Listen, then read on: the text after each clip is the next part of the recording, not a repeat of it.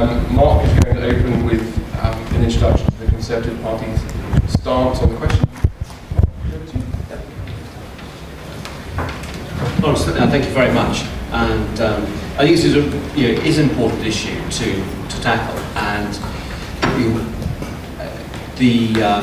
today's generation of pensioners are living a very happy and comfortable life in comparison to future generation of pensions. I think one of the challenges for policymakers is to understand the scale of the challenge that people face, understand some of the barriers to people saving more of their retirement, but also to understand what we need to do to give people greater flexibility over the use of the complex use of assets they're going to have on retirement to maximise their income. I just want to spend a few minutes just to set some of the scene for this, and why I think one of the logical conclusions of where we are now is the end to effective compulsory annuitisation.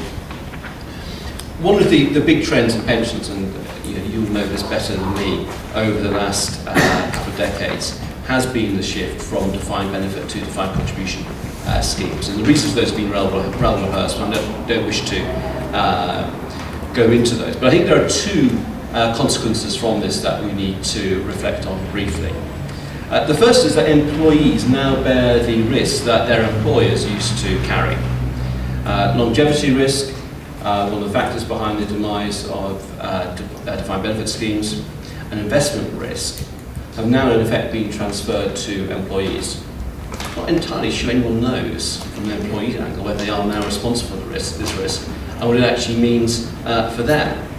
But as we've seen that shift from defined benefit to defined contribution schemes, what we've also seen is the contribution to retirement funds drop as well. If you look at the contribution rates for a moment, according to the ONS, the average contribution rate to DB schemes was 21.6% of earnings. And that's split 17% for employers and just under 5% for employees.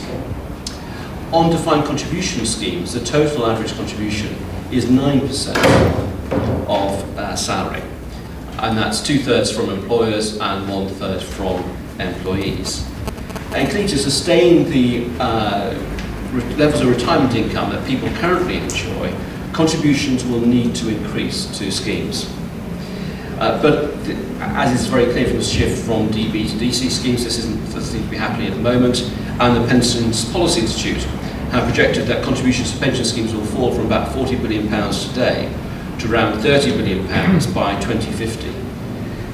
Now the question is, are we in a position to think about these trends, and how will they respond to those? What will the consequences be of standards of living in retirement if this trend continues? I think the other thing we need to think about is the erosion of the savings culture in the UK. The ONS has said that the savings ratio has fallen between 6% in 9 out of the last 10 years. In the 30 years prior to that period starting, it only fell to below 6% on 2 occasions. So we've gone from twice in 30 years to 9 times in 10 years. And I think that tells you something about people's attitude towards saving, but also their attitude towards borrowing as well to fund consumption. And since its peak in 1999, household assets held in life assurance and pension funds have fallen from 180% of GDP to less than 140% today. And what's remarkable in the aftermath of the worst housing boom and bust in recent memories, 45% of people still see property as the best long-term investment, and only 8% say that of savings. And of course, then we then need to think about how does this level of savings then flow into retirement income. 83% of the annuities bought in the second half of 2008 delivered a weekly income of £60 or less. Now I appreciate that we're in transition from DB to DC schemes, and there'll be people who will be able to top that up with pensions from DB schemes, but it does show just what the average income is. Research from the PPI has indicated that someone on median earnings needs an income of around £250 per week in retirement to deliver an acceptable standard of living. So there's clearly a gap opening up there between what people are currently saving for and the sort of incomes that they need. So I think that presents policymakers and the industry with a challenge. How do we increase the amount that people save, and how do we make the best of it? I mean, we know that getting people to save is difficult at the best of times. People think it's a good idea to save. A Scottish Widows survey, I think last year, said that 72% of people do have intentions to save more, but actually converting intentions into reality is quite a challenge. And we need to think about the sort of policy interventions you can make to encourage people to save more. That's why we pledge our support for auto-enrolment. It's going to think that 50% of people who are entitled to a company pension scheme don't take one up. And even when a scheme is non-contributory, there's still a fair proportion of the workforce who don't actually take up that pension. So under auto-enrolment, as you'll know, they'll have to opt out and actually decide not to be part of a pension scheme, rather than the situation at the moment where they actively have to decide to be part of a pension scheme. But I don't think that the contribution rate to auto-enrolment would be enough to guarantee the sort of incomes people are looking for in retirement. And we need to look at other insights, I think, to encourage people to save more. In the US, there's a scheme called Save More Tomorrow, so that part of an employee's future pay rise will go automatically into increased pension contributions. They'll be no worse off in the short term, but will be better off in the long term as a consequence. And I think this is the sort of idea that we need to look at to encourage people to save more tools. Their default mechanism will be to save more for their future. I also think we need to have better long-term strategic planning when it comes to families' finances. The FSA have announced that the Money Make Clear programme will be rolled out on a national basis. I've been to see one of their pilot programmes at Gateshead, and I can see the benefit that it brought. But one of the challenges, I think, for that scheme is that it takes someone a little bit further down the road to saving more, but perhaps not far enough. There's still a big gap between the information and advice that they will receive from Money Made Clear and then actually making a positive decision to save more for their future.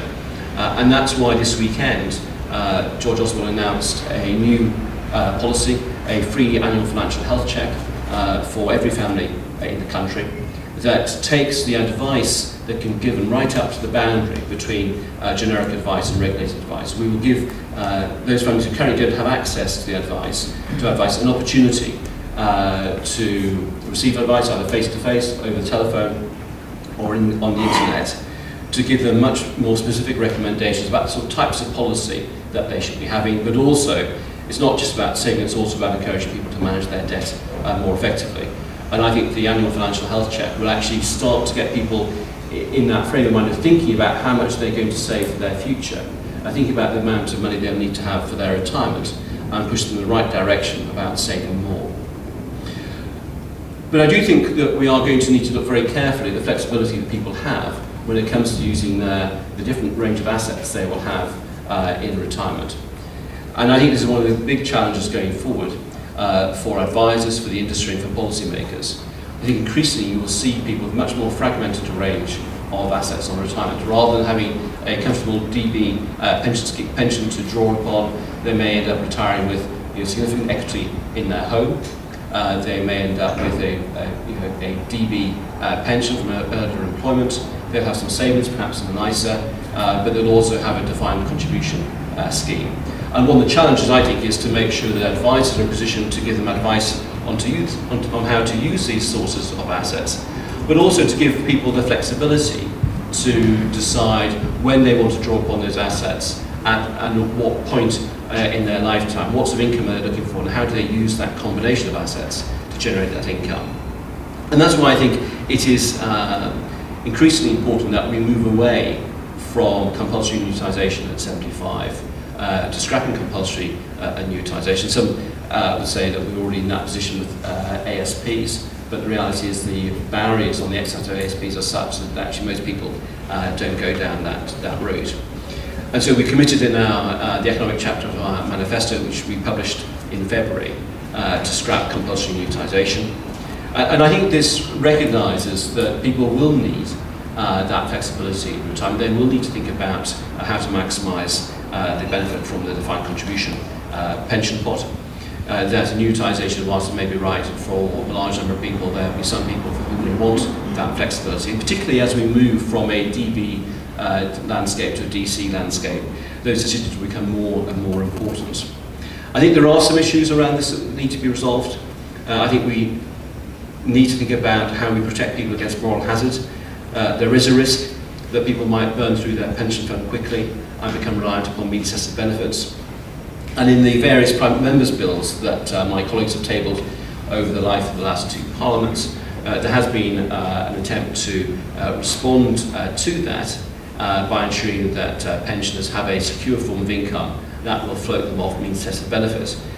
In the past, that's been around ensuring that they buy an annuity to cover, to provide them sufficient income to ensure they're not dependent on means tested benefit, but there may be other ways of achieving the same objective, looking at the variety of assets and pensions that someone may have.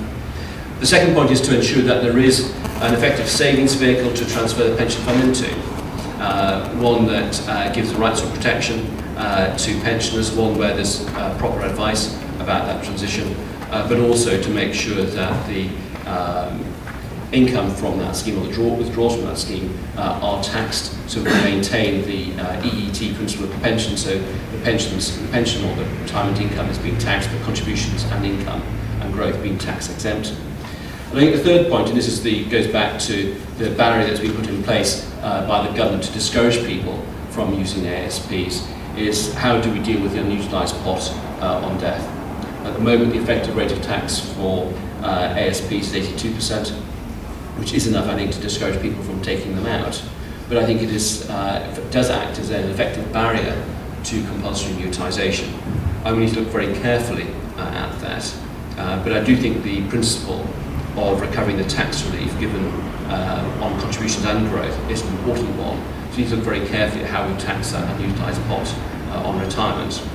This is an area that we think is important. We've campaigned upon it for some time, and we believe we need to make rapid progress the other side of the general election on introducing the end of compulsory annuitisation.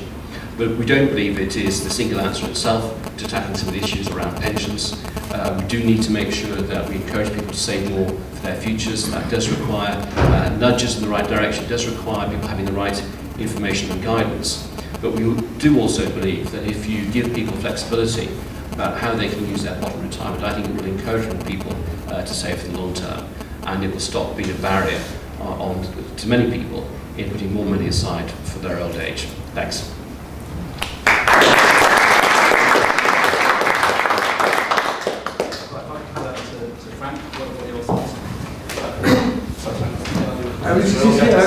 Very good. All right.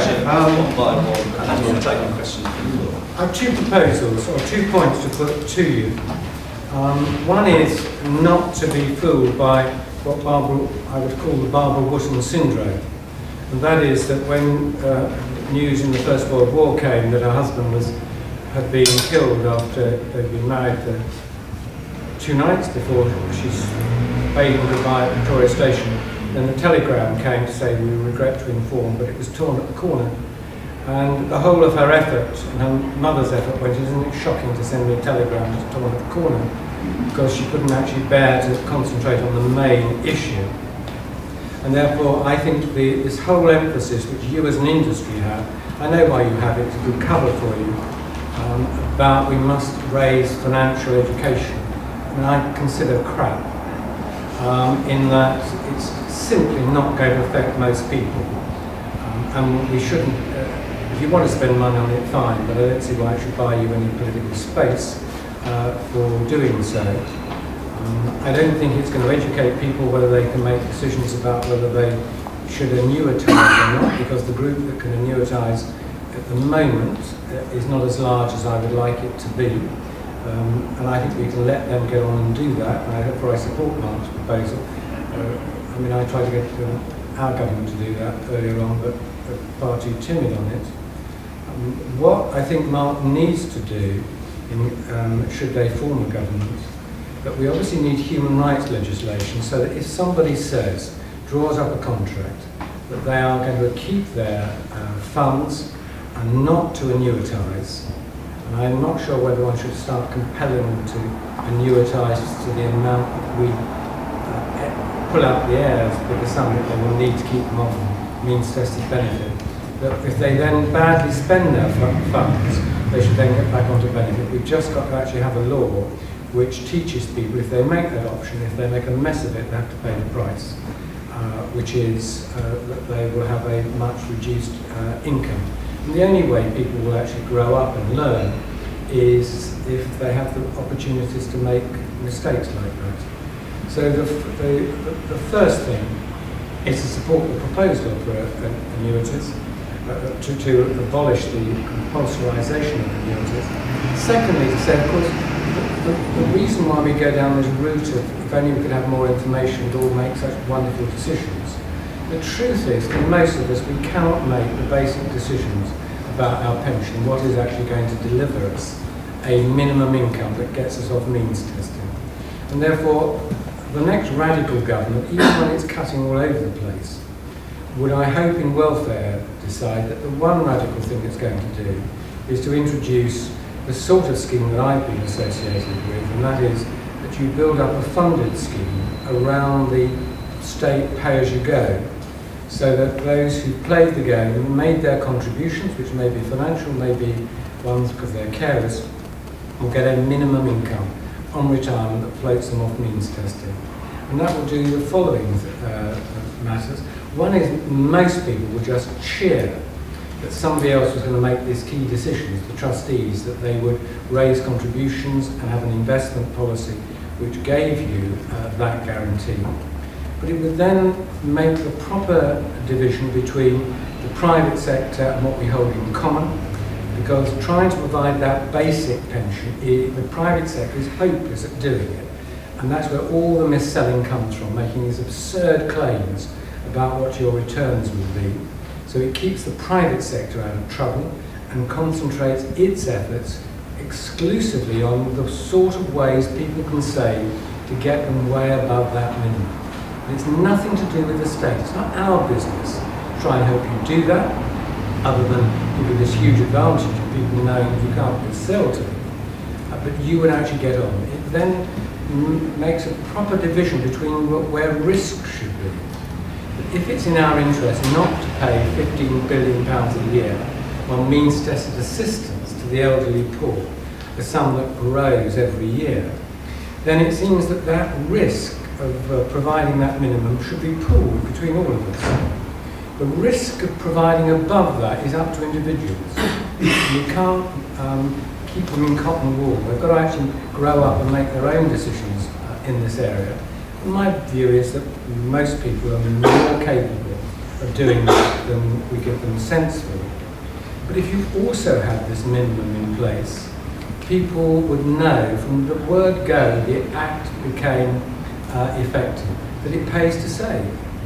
And you would have a lot of my constituents who are squirreling away funds so that they won't be caught out when the means test decide it won't pay them to do all this. It can all be up front. And we help, therefore, not only make more honest citizens, but it helps us make more contented citizens in the process. So I very much support Mark's growing up policy of abolishing annuitisation. I think we ought to be very clear on that. There will be some people, nevertheless, who manage to misspend their resources, and they just have to be. They just have to live by their consequences, and we'll never get the nation to grow up in this area if we spend all our time thinking of wonderful ways of making sure people can't behave like adults and sometimes make errors. But a lot of this discussion occurs because we haven't got in place the one thing governments could do, and that's provide a minimum pension, which would be pay-as-you-go and funded, spreading the risk in that way, and then getting out of pensions. So bad news for the industry, all the money that goes in subsidising pension savings I think should be scrapped. Partly it's a small amount to go to subsidise this scheme, but to come off the bottom line in our public financing. We're in a dreadful state of affairs. But once you've got the minimum in place, why should we bribe people to save? We just need to compel them to save, so they're not a burden on the taxpayers. But then you as an industry are on your own, and believe me, I long to see how you solve it. Okay. Well, if I could comment, compelled to say that not compelled to buy an annuity is an Well, there was a mixture of things there. I suppose what I would say that around compulsory annuitisation, that I would sort of think of it in terms of 3 P's. First is P for perception. It's Mothering Sunday yesterday, so I'll tell you a story involving my mum. My mum lives in the west of Ireland in a village, and she rings me up and tells me frequently who's just died. And one memorable conversation was, she told me that a neighbour of mine had died and she was aged 90. And she paused for a second and she said, you know, when you think about it, 90 is not that old. And I'm sure she thought at one point in her life that 90 was ancient, but actually her perception of 90 had changed dramatically. And we know that people's perception of their future longevity is often way out. The Pensions Commission did some research into this and found that men consistently underestimated their life expectancy by 6 years, women by 4 years, and even worse than that, people tend to think of their life expectancy as the day on which they'll drop dead.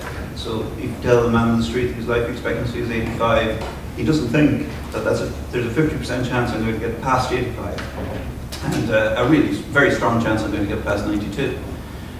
So there is a general sort of lack of perception of the value that annuities can bring. So that's why annuities over the past 15 years have become deeply unpopular. It's not that the industry has stopped cross-subsidising from survivors or from dyers to survivors. It's the fact that it coincides with a low interest rate environment.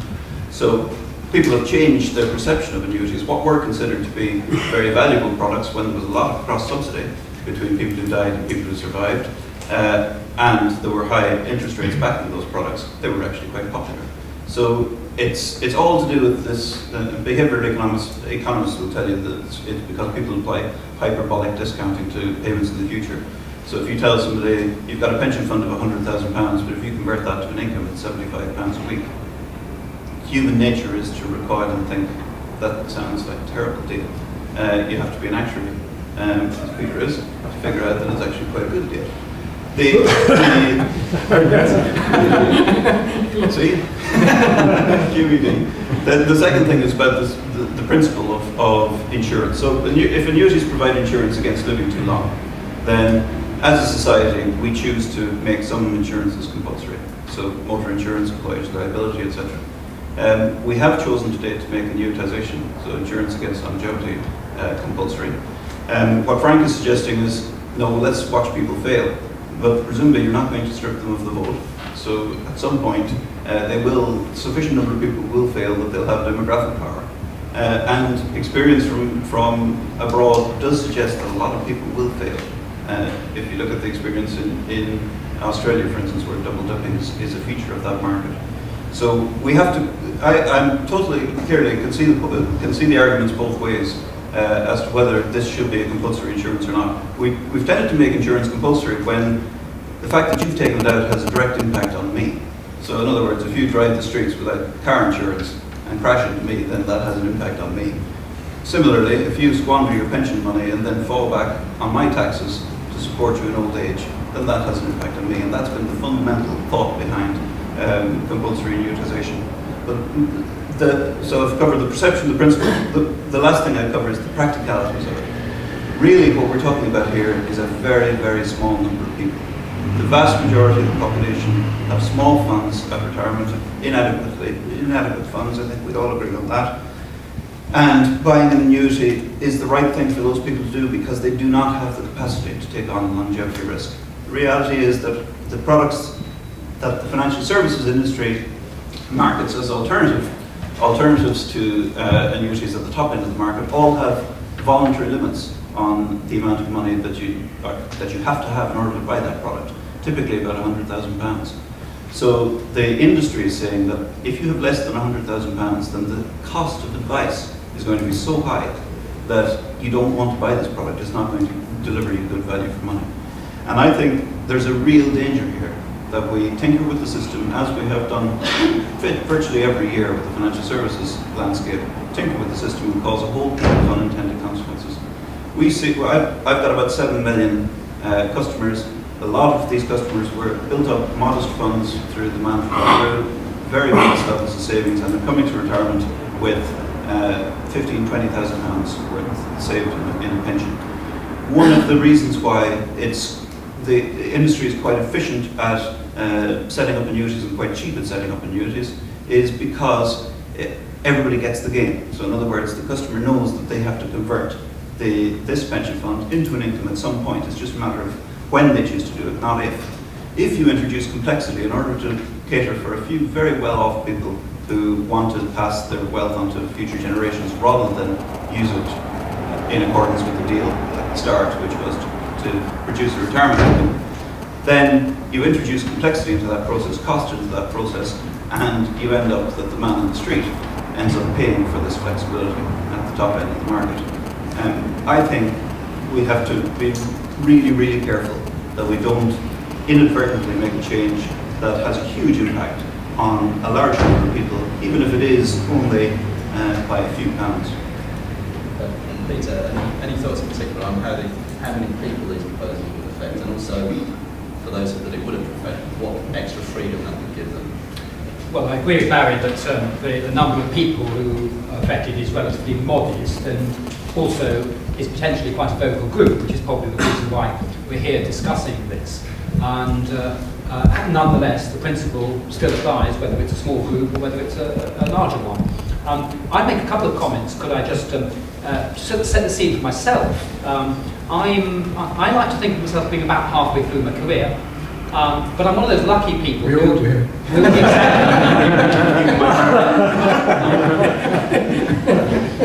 But I'm one of those lucky people who's just turned 50. So I've just got under the wire in terms of being able to take an annuity before April when the rules change. So I've actually put my pension money into the income drawdown approach so I can at least have the flexibility of having access to it. I may not be taking any in the near future, but nonetheless I've pressed the switch on. And you know, at this stage in life, the likelihood of being alive next year is considerably higher than the likelihood of not being so. And so the issue about the risk that I'm running in terms of not turning my funds into an annuity is relatively slight, but that will grow in time.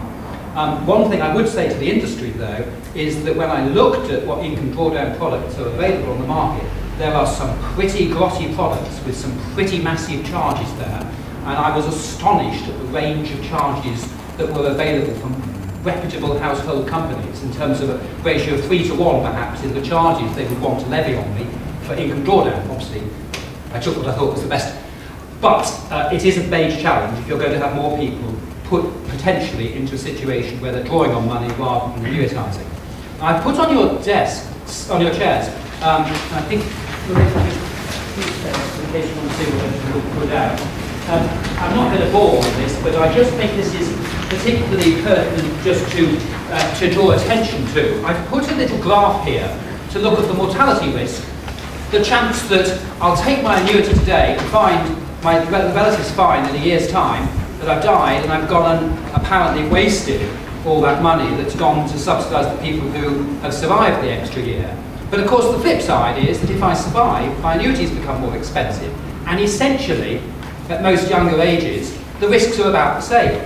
And you've got to earn more money on your investment than is being earned by the insurance company in order to make up that risk over the next year. It doesn't matter whether when you're 50 or 60, but as you get older, the extra you've got to return, compared with say 4.5% that the insurance company can get for a secure income to you, gets bigger and bigger and bigger. And when you're 75, you've got to earn quite a few percent more on your money if you're going to be in the same position next year as a result of having survived an extra year, and the annuity has got more expensive because you haven't annuitised a year earlier. What I put down here is a couple of lines at the top showing the mortality or survival risk, and they're quite close until you get to very large ages when you have to earn an awful lot to cope with the risk of surviving. The position it would have been in around the 1970s.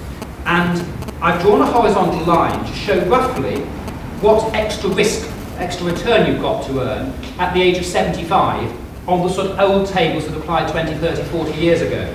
And that's about 6% extra. So if you're 75 and you're not turning your pension into an annuity, then you've got to earn 6% more than the insurance company can, for example, because I'm still invested in equities or something else, in order still to be in a good position in a year's time.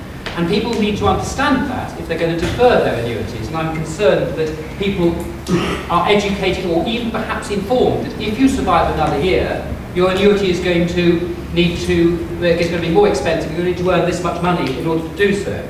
But if I take that horizontal line to the right and look at modern annuity tables, because people are living so much longer, annuities are more expensive, the amount of extra you need to return at the age of 75 is a lot less than it would have been 40 years ago. And in fact, it's equivalent to somebody of about 83 or so today. And so that argues perhaps for, if you did have an annuity drawdown time that was where it was cut off, where you had to go into alternatively secured income or whatever it would be 7 or 8 years higher than it was then. So that certainly does call for an extension of the time. But my concern in terms of people's misbehaviour and lack of understanding is that people don't realise this is not a free ride. Annuities are not expensive. Annuities are just what you have to pay to get the certainty for your long-term retirement income. And putting it off forever is potentially folly for those who survive so long that they wish, oh, if only I bought an annuity when I was 70 and now I'm 85 and actually I'm running out of the money. So I just caution that and would say that it's something that anybody commenting on this ought to think in terms of the information people receive so that they can understand the risk. I'm not having a view one way or the other about whether there should be a cut-off date of any kind, but if there isn't, then people do need to understand that it becomes very risky. The chance of surviving if you're 85 becomes a serious risk to anybody who's in this drawdown approach rather than carrying on and getting an annuity. And Peter, could I say, whereas it was 75 that this tipping point happens and it's now about 83 in retirement, once you're beyond that tipping point, is it your view then that the main reason people are going to want to not to annuitise is the inheritance tax? Well, the reason that somebody who's 71 isn't going to annuitise may well be because they're thinking of what would be the outturn in terms of tax. But of course that then gets you into a problem at the age of 75 as you're coming closer and closer and your funds aren't doing very well and you're getting in a bit of a panic about the fact that the law's requiring you to do something. So leaving it to the last minute at the moment has been a pretty dangerous game when people happen to hit 75 at the wrong time in the markets. And so there are a lot of lessons there around the sort of funds you should be invested in and how much extra return you get. And if you're invested in some fairly secure funds, of course you're not going to get much extra return. So really, you should be saying to an insurance company, look, get me an annuity because that'll give me the certainty I need for the rest of my life. And I would still be advancing that even if there were no annuity cut-off rule. So of the two issues, inheritance tax issues and investment growth, which is the primary issue for your desired policy change? Well, I think what's driving it is the recognition that people want more choice and flexibility about what they do in retirement. And it is a complex decision about what's the right outcome. And for some people, certainty will have a greater value than having that flexibility about what to do with their pot. So, I think a lot of people will still go for annuitisation because that provides the certainty they need. I think that whilst at the moment this is something that will benefit relatively few people, with the growth of DC schemes, more and more people will be in this market looking for annuities, looking for alternatives to annuities, putting quite a lot of pressure on the annuity market. So I just think that over time this will become an issue of greater importance. Let's get it sorted out now, provide the right framework, and give people that choice, but recognise not everyone will wish to exercise it. So you do need to make sure people have access to the right advice and the right guidance to make them get that right choice. Sure. Okay. And we've got time for questions from the floor. If you could say your name and then it's Malcolm Small from the Tax Incentivized Savings Association. Malcolm Small from Tax Incentivized Savings Association. Are we not sort of debating this in a vacuum a little bit? Because if you stand back and look at it from Joe Consumer's point of view, a pension right now today, as it's architectured, as it's structured, is virtually the only long-term retirement, long-term savings product that you can save into, which from the consumer's point of view, A, guarantees that you will be a taxpayer in retirement, pretty much, and B, guarantees pretty much that every pound that you put into it is non-heritable. Why would you save into this architecture? I think that's a cracking question. I think what mean, only a politician would think of tax relief as a giveaway. Start off with that. The money, I suppose I start from the position of it's our money before the government takes the tax. Now, what pensions do is defer the tax. So I'm not taxed on my contribution on the way in, but I accept that I'm going to be taxed on the way out. Now, I accept that tax-free lump sums in retirement are an anomaly that changes that, but in principle, that's the way it works. So it's not tax avoidance, it's not a tax giveaway, it's a tax deferral. And the whole purpose of putting in that tax deferral as an incentive is to get people to do the right thing. And it does depend on whether you have a paternalistic approach towards running the society or whether you have a sort of a free-for-all.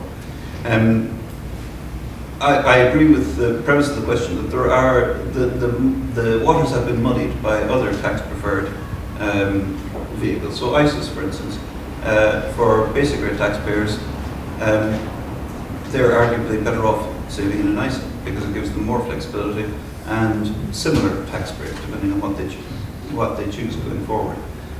So it's a sort of a muddled policy. We're either in favour of getting people to save for retirement, and I accept that Frank isn't, but I think most people would be, and put in a tax deferred system for pensions that is unrivaled. In other words, pensions are then very, very obviously tax preferred over every other form of savings, and that's because of the social good that arises if you get people to save for their retirement. It's really interesting, the last comment, isn't it? Because you see, I thought most people listening to me would know I am in favour. I am in favour to get a minimum in. I'm in favour of making sure that happens by compulsion. But I don't think the sticky fingers of the state should then be actually concerned. And the answer to your question, why have people put so much into pensions? I mean, they had to. And the industry is now shouting and screaming because as we move away from company schemes and generous employer contributions, people are wondering whether it's worth the candle. And I'm suggesting that's the world that we actually live in. And above the minimum, I'm in favour of the state not trying to decide in its wisdom what is right for other individuals. The business about Australia is unfair. If you have a system where you can draw down your money at 55 and blow it, and then you can qualify for the means-tested state benefit, of course you do. I'm not actually advocating that. I'm advocating you've got to have a system where you have to save. It's compulsory to save to that minimum. Then the industry is on its own. It can't itself. I think it will thrive. But I don't want to actually be using taxpayers' resources to get people to make decisions about what's necessary to save the state funds. And I think that the policy that Mark outlined, which is again strange from the Pru, given what Pru's history has been. I mean, the idea about trusting people is about aspirational politics. There may not be that many now who are in this category. The reason why the Tories frighten the government into postponing the election and then bring pretty generous reforms forward itself about inheritance tax is that we've moved from a society that looks behind them to one that looks in front. Am I going to be, are my children going to be in this category? And I think this idea about not having compulsory annuitisation fits in with that. I do happen to think lots of people want to play it safe and will go for annuitisation. But at the moment, if anyone comes to me who's got some leeway, I say don't do it yet, because I reckon interest rates are going to rise. They can't go lower, can they? And to be able then to choose later on will be probably to your advantage. And I think most people actually understand that. That sounds like financial advice. It is indeed. But I always actually say, this is what I would do. I don't give anybody advice to them. And I would, but I'm so angry if I was in a scheme that I had to annuitise to someone who do it at 65. Well, coming back to the question, the basic principle of pension as the wrap-up. Yeah. And the commitment to that basic no tax, 50%, but is that central to you, and do you see a branch change of that needed in the long term? No, I mean, it is, tax incentives are a key way of encouraging people to save for the future. And there are alternatives. I mean, the ISA is another route. Okay, the limits the tax-free limit you can save is significantly less than that for a pension. But there are some people who are very keen on arguing for the ISAs to play a bigger role as a savings vehicle for retirement, because when you get to the point of using it, because as you withdraw your money from the ISA, it's tax-free, and you can leave it to your children. So I think there are people looking at this much more, and there are some advocating much greater flexibility in terms of choice of vehicle between an ISA and a pension. I mean, the two other points to make. First of all, I think the tax relief that is offered does send a very clear signal to people. It is quite, whilst tax relief is not straightforward to explain to people, the fact that people know it's there on their pension saving does, I think, encourage a number of people to save. But I do think that as a sector, I think life pensions are too dependent on tax as an incentivisation. And I think that we need to try to broaden the debate out a bit and get people and persuade consumers to think much more about how much they need to save. Again, to think about the size of what they need for retirement, so they understand the challenges they face. So that's why I think, Frank doesn't agree with financial education. I think it has a role to play in getting people to that position, but it is not you need other tools as well to get people to save more. But I think if people start to know the scale of the challenge and the responsibility they have for saving their retirement, I think that will help people drive them towards saving more as well. And just on that point, to make clear what you said there, are you saying that there could be a potential desire to reduce the amount of tax reliefs on offer? No, but I think that the industry is quite dependent on tax reliefs. There was a story I heard last week, which I'm not sure if it's true or not, but I thought it was actually quite a nice illustration, but Barry maybe heard the same story. It was someone who joined the life insurance sector from, I think, consumer goods, had said, where's our product development department? And they pointed out number 11 Downing Street. And if I think about some of the ways in which you think about pension term insurance, where there's tax incentive given, huge take-up of it, and then it's scrapped. And I just think if you have a savings culture dependent on tax incentives, it's not going to make the step change to saving more that we need. Sure. Peter, you wanted to comment? Well, I'm actually, the last point there about where product development is, I would be very warm to any politician who said that and then did it.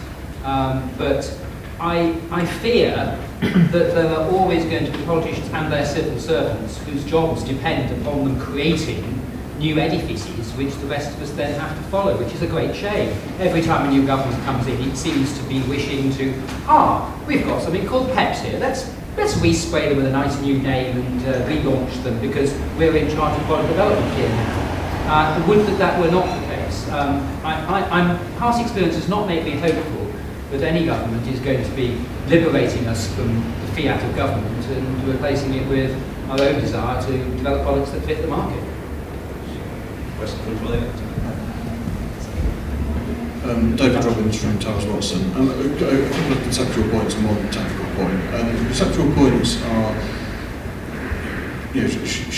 should policymakers provide a more generous tax incentivised environment for people who do lock up their money for the long term and then annuitise it at the end or not? Because there's sort of two strands of conservative thinking. One is the suggestion that compulsory annuitisation should go, another talking about early access to pension savings before retirement. And if you get into a position where you can get your money out before you retire and then you can get it out in whatever chunks you choose after retiring, the question is, well, why should pensions then have a more advantaged tax wrapper?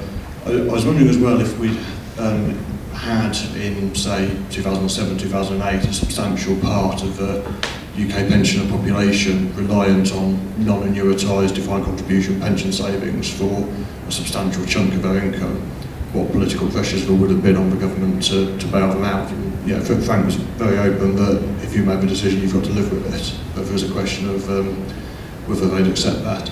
And my final, more technical point is, I think, this idea has been debated for about a decade now getting rid of compulsory annuitisation, usually with the caveat that people have got to ensure they remain free of means-tested benefits in retirement. And the question is, well, what actually is the formula to deliver that? Frank mentioned plucking a number out of the air, and it is pretty much that. I think the maximum income at which you can be eligible for savings credit if you're a single pensioner at the moment is about £153 a week. That amount will go up in line with earnings between now and 2015 and differently after 2015. But because that's the maximum income, the bit from your private savings would have to go up by more than earnings, because the bit from your state pension is going up by less than that. So you'd need to find annuity providers who would write a product giving people an annual increase of faster than earnings growth. Yeah, I mean, taking back the order, David, in terms of the flexibility point, and in part this is about what do people see as some of the barriers to saving. There's some who would argue that if you have flexibility in the decumulation phase, i.e. end compulsory unitisation, that actually encourages people to save more. Also, this concept of money being locked up can act as a barrier to people saving more for their retirement. The fact that you could be in your 20s, you make a contribution to your pension fund, it stays there until you retire. But actually you might have needs that arise over the course of the next 10 or 20 years. And actually it would be really helpful to have access to that. So do you put money in your pension scheme, or do you actually notionally save it, or more likely spend it? And there is evidence to suggest early access can act as an incentive to people to save more, and just the fact that it's there as a concept may encourage people to save more. They may not take advantage of it, but the fact that it's there does give them some reassurance. They haven't locked their money up. And I think the experience in the States has been along those lines. I think the ABI did some research last year which suggests there was some attraction to early access. But I think what you do need to think about is, if you take money out of your scheme, how do you deal with the tax relief that you've already received? But also, you do end up losing some of your return, even if you put the money back. In fact, it's not in your pension fund, doesn't mean you have a smaller pot on retirement. So it's not without its problems. So I think you need to be quite flexible about that. And you need to get the right design in place for early access to work. And we talked about how people would have reacted if we didn't have compulsory annuitisation over the course of the financial crisis. Of course, there were some people who had to annuitise during the financial crisis and faced a lower return. So it works both ways. When stock market performance is poor, or when interest rates are low, that does have an impact on the sort of choices and income people have. And there's a good argument for saying if people were able to defer annuitisation during the financial crisis, to wait for stock market values to improve, then their pension pot would be larger and they could buy a larger annuity. So I don't think there's a very clear argument one way or the other on that. I think in terms of your final point about what's the number you need to work towards, I think you need to look quite carefully at the point at which you need more people to secure their income to enable them to exercise some choice over whether or not to annuitise. I'm not quite sure what the right number is, but I think you need to make sure that you've got a flexible system. And I think what's important is also to be flexible about that aspect, about the sources of income you might be able to use to save enough to float your means-tested benefits. Some of my colleagues put forward bills where you had to buy an annuity to float your means-tested benefit. The reality is a lot of people will have a DB scheme somewhere, which you should, I think, without making a commitment, that sort of thing should be included in calculating minimum level of income to float your means-tested benefits. A DB pension will typically go up in other prices as well, so you have the same issue with the pension there. Because don't forget, where the bit that you do it for the but don't forget the state pension would have risen in line with earnings as well. But the basic pension, and that's one of the commitments we've made. I was interested, Mark, you mentioned just then, other sources of income, other sources of capital. I think one or two people have mentioned, that one has other savings, one has housing, which property has been a British disease in believing it's a way of a way of building up capital. Is it used? Is in some circumstances. Are there in fact, the open question, are there in fact opportunities for politicians, for the law to actually encourage better trading down, particularly given the huge potential housing problem this country's got if the population continues to change and grow as it is, in terms of encouraging people to trade down to deal with some of the housing stock issues, which may actually help to provide people with capital to produce income when they're retired. I don't know how suboptimal the British use of housing, which is there as a potential asset, but seems more often than not to be regarded as the inheritance which the children will get in due course if I'm not forced to leave it for long-term care costs. And that's, I'm sure it's a much bigger can of worms, but it is one where I suspect the use of capital is suboptimal at the moment. Well, Mark, unless there's any specific thoughts on that one, I'll take another question. Lady on for a moment. In fact, things that I was wanting to mention have actually been mentioned, but can I just say, thinking about it with pensions, it's sort of looked at as a discrete saving vehicle, but we have to take into account the fact that there is inheritance tax, and there is, whatever it is, 1 in 3 chance of needing long-term care. And these things need to be looked at in the round. At the other end of life, when people take on debt to buy their houses, that maybe, and sometimes it might be better to rent and save for the future, or pay off your mortgage sooner before you start saving for the long term. I don't know. And these are it's just to draw attention to the fact that we have all these assets, as have been mentioned, have been put up, saved into, and these should be used, surely. Should there be more joined up thinking at the time? Yeah, there should be, and I think that's why you do need. I think we will be forced to move to a point where people do look at the full range of assets they have at retirement, and I think that at the moment, relatively few people use the equity in their house as a source of income in retirement. I think the reality is, if people will move towards that. I just think that people will be retiring with a smaller pot of assets and will have to look at their house. I'm not as same as you are about people downsizing.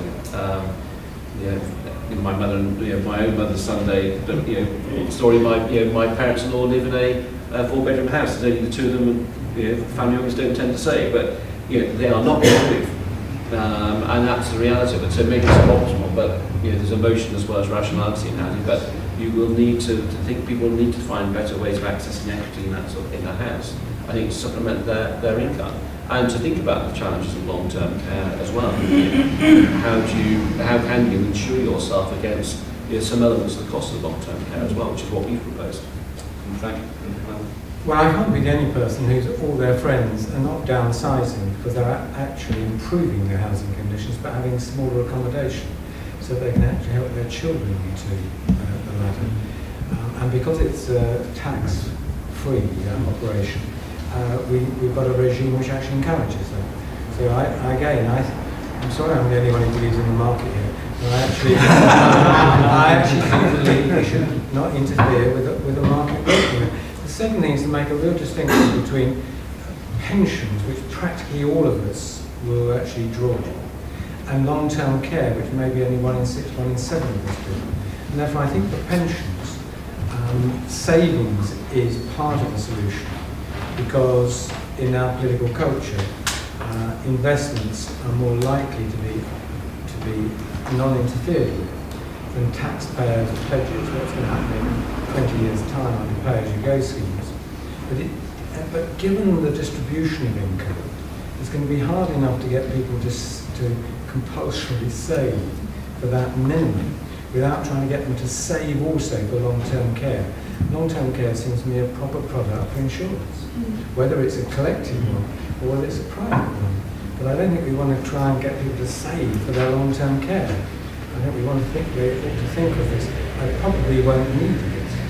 Therefore, I do need it. My house is probably not going to burn down, but I have an insurance policy. Okay, we've got time for 2 more questions. Gentleman on the front and Tom. Thank you, Tom McPhail, Hargreaves Lansdown. Mark, just slightly overlapping with Malcolm, I was intrigued to hear you use EET earlier on, since it's honoured more in the breach than the observance these days, with the various exceptions to that, the 3,600 allowance, 25% tax-free cash, the abolition of advanced corporation tax relief, and now the removal of tax relief for higher earners. So my request to you is if you're in a position to make these decisions in the near future, could you please give us back a coherent tax policy for pensions? It would be really quite nice. It's just been so fragmented over the years that it just doesn't make sense anymore. So I think it's really, really important to perhaps look at the tax breaks at the back end, the money coming out at the other end as a way of balancing off perhaps further curbs to the tax relief at the front end. And also on the question of annuitisation, we have this open market option at the moment. Only a third of people use it. The money's wasted, billions of pounds being wasted every year by people not making efficient decisions about the shape of income in retirement, about the source of that income in retirement. The default position should be that everybody shops around at retirement, and it's just madness that we don't have that position at the moment. Okay, Mark, do you want to come back to that one? Changing the annuitisation process for everybody and flagging the earlier benefit more people than these ages. Yeah, I mean, I think it probably would, and I think that this is one of the challenges we have actually in getting people to think about how they maximise their return. The whole series of interventions, and one of the conversations I had when I was in Gateshead at the project that the FSA was supporting with Help the Aged, they were talking to somebody who was about to retire and pointed out the open market option and said you need to go and get some advice about how you can shop around for a better annuity deal than simply flipping into the default option. So I think there is an opportunity there, I think, for more advice to be given and people to give exercise that choice with a better deal than perhaps the one that they are automatically defaulted into. I think on EET, I think there is a real challenge around pensions tax. And I've done 4 finance bills now. I think in each of those bills, pensions tax changes have been made. It does send out a very disjointed signal to people.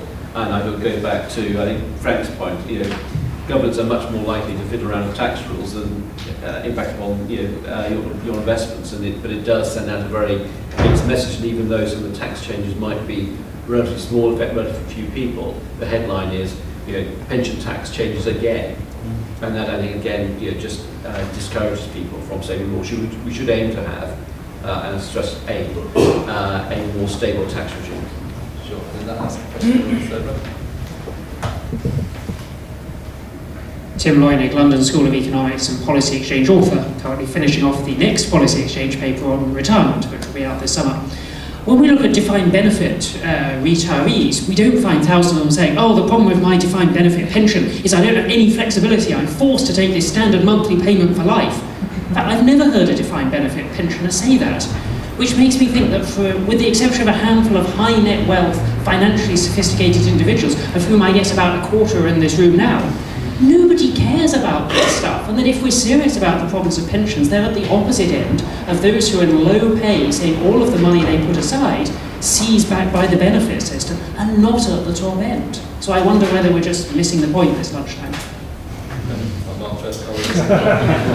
No, I don't, because I think that there are a series of interventions that you need to make in pensions to improve the deal that people get. And I think that the point I go back to is life is fine for the DB schemes. They do very well on retirement.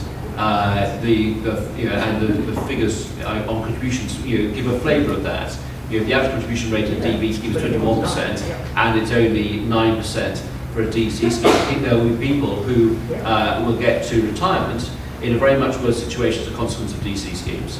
And I think you need to look at how do you help them in retirement get the best possible deal? How do you give people flexibility to use that pot?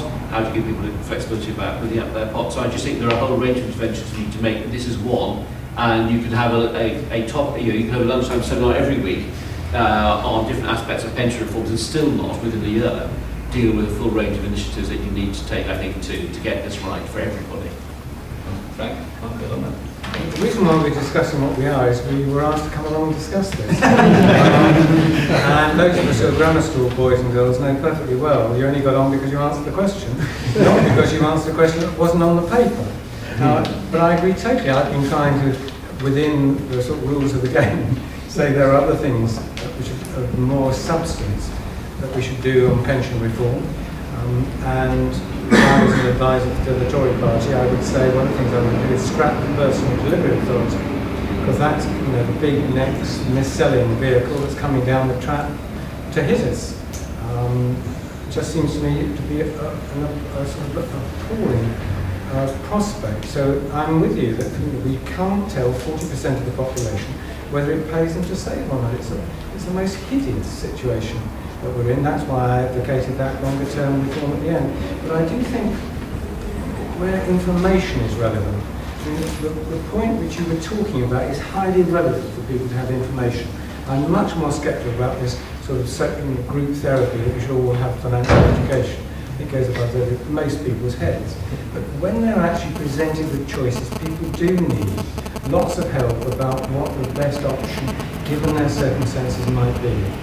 And just one small example of that, I'm on a small mutual, and one way of recruiting people, I said, why don't we provide a service as a sort of introduction to new members, but given to existing members, but we look at their fuel bills to see whether we can buy cheaper for them. They're only 12-month contracts.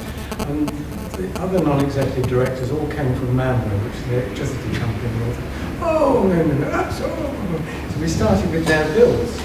And these are clever, they're seriously clever, working class boys who've actually made really good.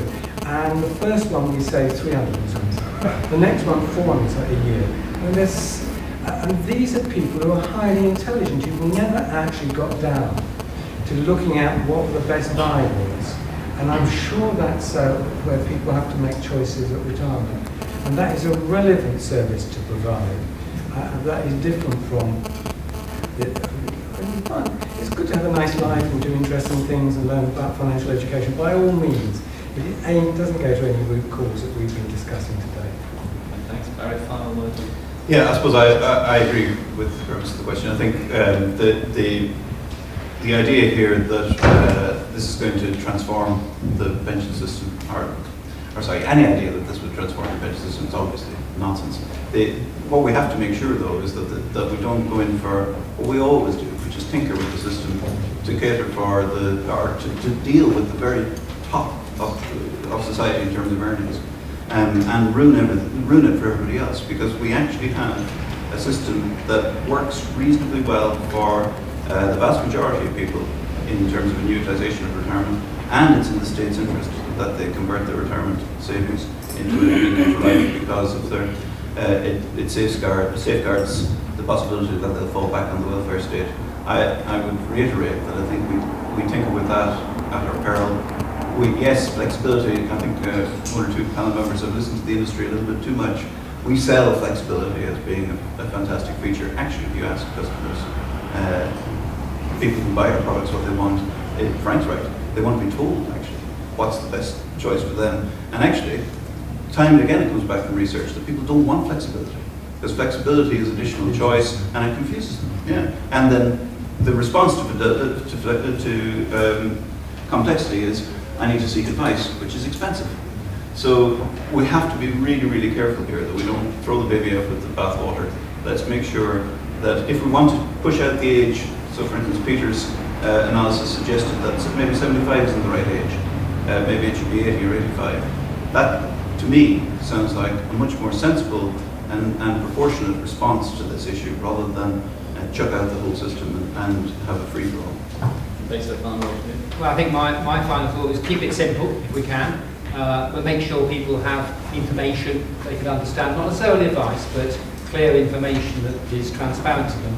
And one thing I can be absolutely sure is, when in 25 years' time I'm coming up to 75, I suspect the rules may well have changed once or twice more between now and then. I can be pretty sure I don't need to make the plans quite yet.